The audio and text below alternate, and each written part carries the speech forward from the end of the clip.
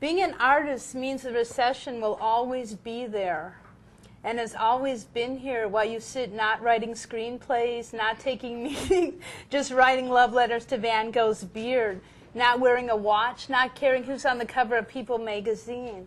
Being an artist means you might sleep awfully late. You might choose totally different things as the 4 major food groups. Being an artist might mean you feel depressed and make others feel distressed when they are near you. Being an artist means you probably memorize the aisles at the 99-cent store. You probably have a $6 service charge each month for low funds in your checking account. Being an artist means you don't feel you have the right to remain silent. Being an artist might make people think you're on drugs. Being an artist means people think your closet is full of turtlenecks and mood rings. People assume you play harmonica. People assume you know all the words to every song released in the 1960s. Being an artist means you do. Being an artist means serenity, intensity, sometimes simultaneously. Being an artist means you have the power of civil disobedience on the tip of your tongue. Being an artist means shrinking tie-dyed t-shirts because you were thinking about a poem and didn't notice the washer was on hot water. Being an artist is an active verb, a noun, a consonant, an adjective in a world full of chaotic life sentences. Being an artist is not necessarily a choice. I heard what sounded like a song. It sounded like la. I started to hum with the knowing melody. Suddenly the voice got louder and it didn't sound like la anymore. The voice said live. I looked around and there was Joan of Arc. She said Leonard Cohen got me right. Music is the highest calling. She said live. I know it's not easy being a woman who knows the difference between Gene Kelly and Gene Krupa, Miles Davis and Miles Travel. I know how men make women wear armor of all kinds. It's natural to think of blowing out your candles. When you read Tennessee Williams, many things go through one's mind. It's hard to watch angels go to bed with wings and in the morning it's ash. Dreyer got it right. The soul is in the eyes, close up. She said, I'm a trick candle. They think they extinguish me, but I never completely go out. Live. My body is not my soul. Of course not. I know martyrs from all times and seasons.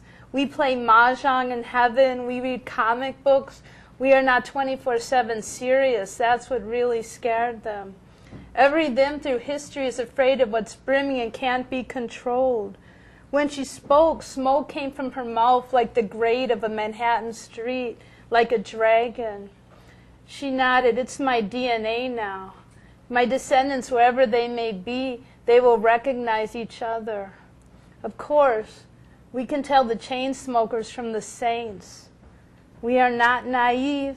Everyone wants a puff of immortality without having to die. Death is a passing fancy. Still, for one glittering moment, I wanted a knight in shining armor to rescue me. Like Guinevere and Lancelot, but I was King Arthur. My hands were tied. I assure you I miss the grass I used to walk on barefoot. My feet were so much dust so quickly. I was a girl who played hopscotch. I was a girl who picked berries and had little girl crushes. I was a little girl. Live hung in the air like the notes you hear after the opera is over. The reverberations last forever.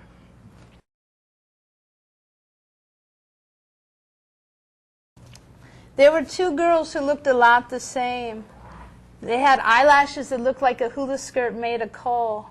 They blinked. Once they were happy. Twice they were bored. 3 times it was a comedy of manners. They had a husky voice for the schoolyard and a girly voice when no one was listening. They laughed at the same jokes. They both thought Stephen Wright was hysterical. They knew many show tunes by heart. One would burst into all that jazz, then she'd nod, and the other would launch into the ladies who lunch. They both loved Kubrick. They both loved Truffaut. One could quote from Dr. Strangelove. One could quote from The 400 Blows. They stayed up all night watching All About Eve, Mildred Pierce, Annie Hall, and Lolita over and over. One wore rouge. One just blushed. One wore lipstick, one bit her lip. It looked like they wore glasses, but really it was a telescope. The astronomy was tangible. Both could fly. It was matter of fact. They were night owls, they liked creme brulee, and they could fly. They mostly walked. They weren't flaunters. They studied the Renaissance. They saw themselves writing sonnets and painting on ceilings. They thought the body was 90% water and 10% confetti. Of course they should celebrate. Of course they should swim. They kept calendars from every year the world had been breathing. They knew where the first tear had been shed, when the first apple had fallen far from the tree. They went into melancholy as deeply as joy. They memorized scenes from A Streetcar Named Desire, Death of a Salesman, and The Iceman Cometh. Then suddenly it was Gidget movies, American Bandstand, and Grease. They wanted a bite from each world. One day they went shopping for miniskirts. One was twirling, one was somber. The happy one said in a no-coward twang, "Ta-ta, I want men to like me for more than my mind." The other said, "You'll get more than that. They won't even notice your mind."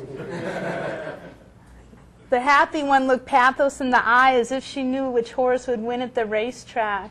Men stuck to her like she had a flypaper ass. She talked about Cicero and physics, and after half an hour looked up for his hypothesis. All he said was, "Your clothes off or mine." She gulped. She began speaking about the use of cinematography in Days of Heaven, rhapsodizing on magic hour technique. He said, "Do you believe in giving head, or are you not that type of girl?" What kind of girl was she? She wouldn't lie down and play dumb. She was about to talk about allegory. Suddenly, the somber girl said, "You thought life would be a picnic. True, many carrots have been brought your way, but your face says it all."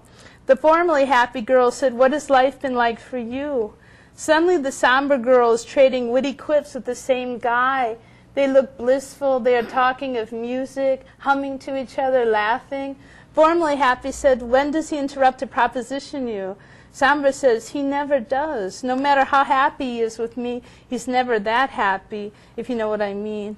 Then they simultaneously squealed, "You've got it better than me." Happy said, "It's a guy's world." Somber said, "It's a mad world too."